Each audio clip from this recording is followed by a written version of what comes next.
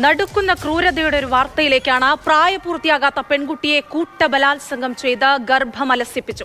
ആന്ധ്രാപ്രദേശിലെ ശ്രീ സത്യസായി ജില്ലയിലെ രാമഗിരി ഗ്രാമത്തിലാണ് ഈ സംഭവം. പ്രതികളിൽ പ്രായപൂർത്തിയാകാത്ത ആൺകുട്ടികളുമുണ്ട്.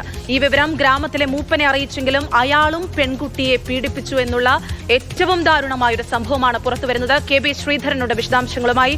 ശ്രീധരൻ, ലൈംഗികാതിക്രമം ഇങ്ങനെ ആവർത്തിക്കപ്പെടുന്നു. പ്രായപൂർത്തിയാകാത്ത ദളിത് പെൺകുട്ടി, പിടിയിലായവരിൽ അല്ലെങ്കിൽ പ്രതിപ്പട്ടികയിൽ പ്രായപൂർത്തിയാകാത്ത ആളുകളും എന്നുള്ളത് തന്നെയാണ് ഏറ്റവും ഭയാനകമായ വസ്തുത. പോലീസ് എന്താണ് ഇതുമായി ബന്ധപ്പെട്ട് പറയുന്നത്?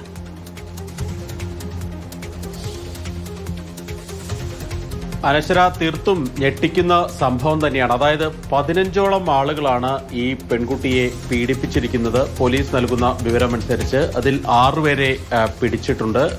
ശേഷിക്കുന്നവർ ഇപ്പോൾ ഒളിവിലാണ്.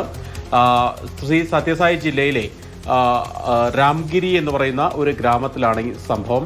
ഈ പെൺകുട്ടിയെ വർഷങ്ങളായി ചില ആളുകൾ പീഡിപ്പിക്കുന്നുണ്ട്. ദളിത് വിഭാഗത്തിൽപ്പെട്ട പെൺകുട്ടിയാണ്. ഏതായാലും അവരുടെ വീട്ടിലെ ദാരിദ്ര്യം ഒക്കെ മുതലെടുത്താണ് ഇങ്ങനെ ഒരു പീഡന പരമ്പര തന്നെ, അല്ലെങ്കിൽ കൂട്ടബലാത്സംഗം തന്നെ അരങ്ങേറിയത്. ഇതിനുശേഷം ഈ പെൺകുട്ടിയും അമ്മയും ഗ്രാമ മുഖ്യന്റെ അടുത്ത് അല്ലെങ്കിൽ മൂപ്പന്റെ അടുത്ത് വിവരങ്ങൾ പറയുന്നു. പക്ഷേ ആദ്യം ഇവരെ തിരിച്ചയക്കുകയാണ് ചെയ്യുന്നത്. ഇതിനുശേഷം പെൺകുട്ടി ഗർഭിണിയായി, 2 തവണ ഗർഭിണിയായി. ഈ 2 തവണയും ഗർഭം ഈ ഗ്രാമമുഖ്യന്റെ നേതൃത്വത്തിൽ തന്നെ അലസിപ്പിക്കുക, അല്ലെങ്കിൽ അവരുടെ സമ്മർദ്ദത്തെ തുടർന്ന് അലസിപ്പിക്കേണ്ടി വന്നു.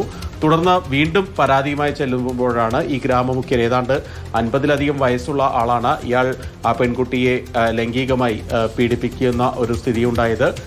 അങ്ങനെ സ്വന്തം മകളുടെ പ്രായമുള്ള ഒരു കുട്ടിയാണ് ഇങ്ങനെ ഒരു പീഡനത്തിന് വിധേയമായത്. ഏതായാലും ഒടുവിൽ ഗത്യന്തരമില്ലാതെയാണ് ഇവർ പോലീസിൽ വിവരമറിയിക്കുന്നത്.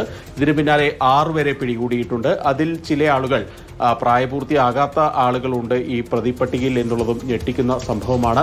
ഏതായാലും സത്യസായി ജില്ലയിൽ അനന്തപൂർ മേഖലയിൽ വലിയ തോതിൽ ചർച്ചാ വിഷയമായിട്ടുണ്ട് ഈ ബലാത്സംഗം, കൂട്ടബലാത്സംഗം. ഏതായാലും നിലവിൽ ഈ ബാക്കിയുള്ള പ്രതികൾക്ക് വേണ്ടി അവരെ കണ്ടെത്തുന്നതിന് വേണ്ടി പ്രത്യേക അന്വേഷണ സംഘത്തെയൊക്കെ രൂപീകരിച്ച് അന്വേഷണം ഇപ്പോൾ മുന്നോട്ട് പോവുകയാണ്. പെൺകുട്ടിയെ ഇപ്പോൾ ഒരു റെസ്ക്യൂ ഹോമിലേക്ക് മാറ്റിയിട്ടുണ്ട്. മാനസികമായിട്ടുള്ള വളരെ തളർന്ന നിലയിലാണ്. ശാരീരികമായും കുട്ടിക്ക് പല ബുദ്ധിമുട്ടുകളുമുണ്ട്. അതുകൊണ്ട് തന്നെ മതിയായ ചികിത്സ നൽകുന്നതിനുള്ള നടപടികളൊക്കെ ഇപ്പോൾ പോലീസ് ഇടപെട്ട് നൽകിക്കൊണ്ടിരിക്കുകയാണ്.